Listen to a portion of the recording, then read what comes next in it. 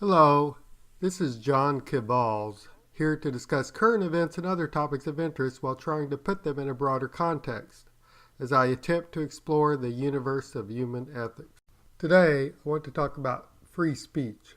Free speech is something Americans have taken for granted for the longest time because it has been protected here better than in most countries past or present.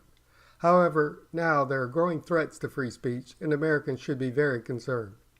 It is particularly concerning that many of those calling for censoring free speech are engaging in social engineering and are hiding behind claims that they are only serving the public good by reducing hate and oppression by banning hate speech or fake news.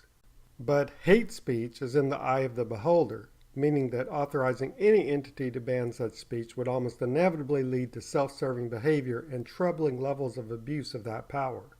While giving anyone the power to determine what is fake news is equally problematic because no one has a monopoly on truth and is qualified to unilaterally determine what is fake and what is real.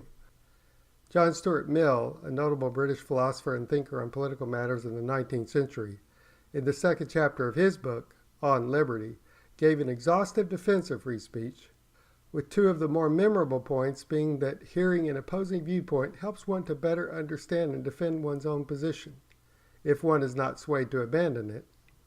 and that truths which go unchallenged, even if valid, may evolve into dangerous dogma over time. Also relevant are the words of Edmund Burke of the 18th century, one of the most respected conservative British statesmen and philosophers in history, in warning against the dangers of social engineering. To quote, "An ignorant man, who is not fool enough to meddle with his clock,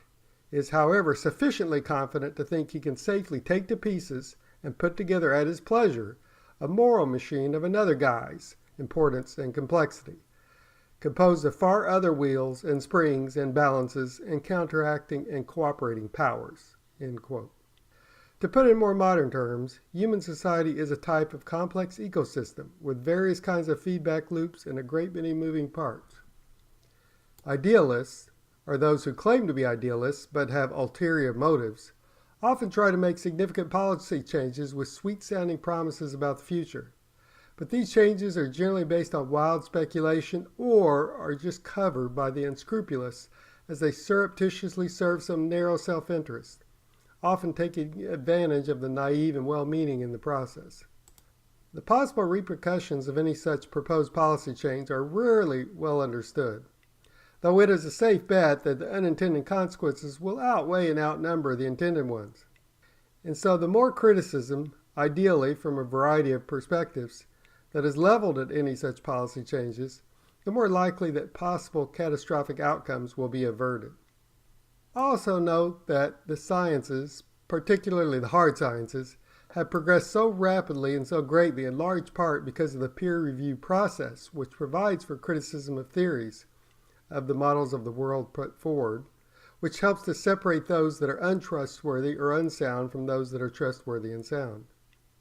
Given all this, and given our propensity to be wrong about what is really going on in the world, banning free speech, particularly speech criticizing governmental policies, is extremely dangerous. Shutting off criticism for proposed or implemented policies, particularly radically different or new policies, that may or may not be serving our purposes or be consistent with our long-term welfare or survival, is not just ill-advised, but suicidal.